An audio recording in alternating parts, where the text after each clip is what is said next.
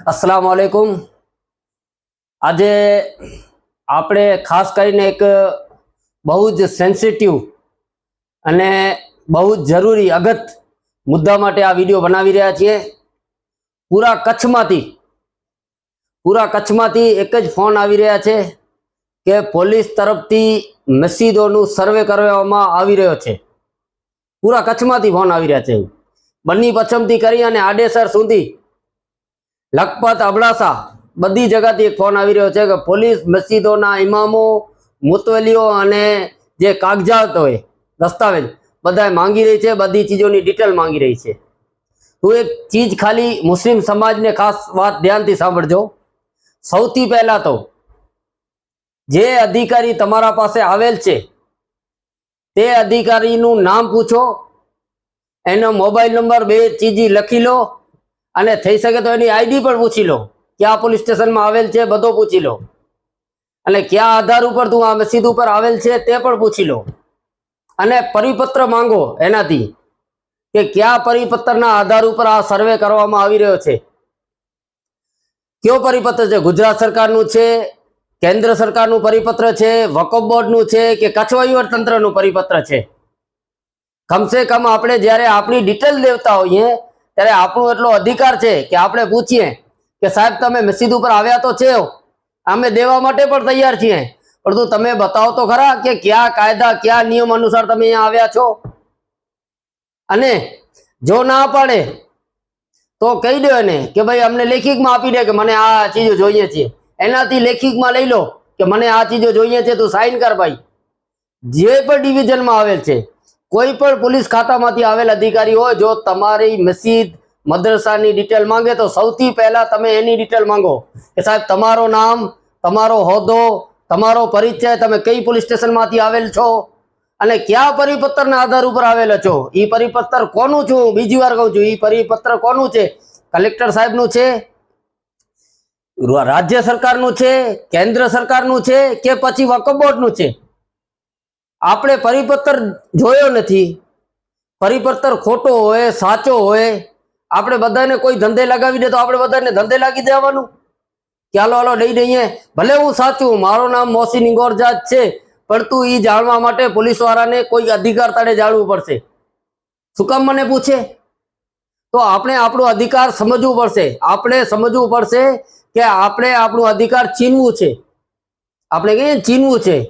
Doctor Ambedkar સાહેબે કીધું છે અધિકાર માંગવાનું નથી હોતો, અધિકાર આપણું છીનવું જોઈએ।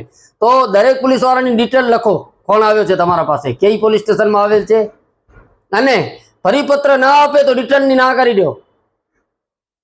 હું ચોખ્ખી વાત કહું છું, સાંભળો છો, આ એવિડન્સ તરીકે વિડીયો પણ છે।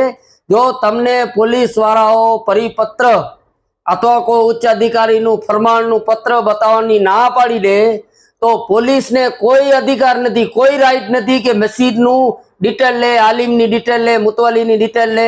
ખાસ વાંચી લેજો, ખાસ સાંભળી લેજો આ વાતને। બીજી વાત કે વકફમાં ચડેલ મસ્જિદોને પંચાયત નોટિસ ન પાડવી શકે। વકફમાં ચડેલ મસ્જિદો હોય એ ડાયરેક્ટ વકફ હેઠળ આવે છે, એનું ફેસલો સુપ્રીમ કોર્ટ કરી શકે, હાઈકોર્ટ કરી શકે। પંચાયતનું આ કામ નથી કે વકફમાં આવેલ મસ્જિદોનું નોટિસો પાડે। જેટલી મસ્જિદો વકફના અંદર ચડેલ છે, કોઈને પંચાયત નોટિસ નથી પાડવી શકતી। જો તમારી મસ્જિદ વકફમાં ચડેલ છે, ઉમ્મીદ પોર્ટલમાં ચડેલ છે અને ને પંચાયત તમને નોટિસ પાડે છે તો એને લેખિતમાં જવાબ આપો વકીલ મારફતે કે ભાઈ અમારી મસ્જિદ વકફમાં ચડેલ છે, અમારી કોઈ પણ મેટર હશે તો વકફ અમને મોકલશે, તમે કોણ હો છો અમને પૂછવા વાળા? પંચાયતને સીધો સવાલ કરો અને તલાટી કે સરપંચ જે પણ હોય તેના નામની રીટ પિટિશન દાખલ કરો હાઈકોર્ટમાં। કેવી રીતે એ તમને નોટિસ આપી શકે? બીજી વાત કે વકફ જે છે એ વકફની જે આપણે હમણાં રજીસ્ટ્રેશન બધા જણા કરાવ્યા છીએ એ બધા રજીસ્ટ્રેશન હાલે પેન્ડિંગ છે। પછી એ કેસ જિલ્લા કલેક્ટરો પાસે જેના ફોલ્ટ હશે, જેમ એબીસી હતો તેમાં જેમાં ફોલ્ટ હશે તેની કાર્યવાહી આવશે કલેક્ટર પાસે, અને જ્યારે આવશે ત્યારે કોઈ સક્ષમ અધિકારીને કામ આપવામાં આવશે। બધા પોલીસ વાળાને આ કામ આપવામાં આવશે નહીં, સક્ષમ અધિકારીને આપવામાં આવશે ને એ સક્ષમ અધિકારી નોટિસ પાડશે ત્યારે એ નોટિસનો જવાબ આપણે આપવાનું છે। બાકી ખોટી રીતે મુસ્લિમ સમાજને હેરાન કરવા માટે આપવામાં આવતા સર્વે ને કોઈ ડિટેલ આપવાની જરૂર રહેતી નથી.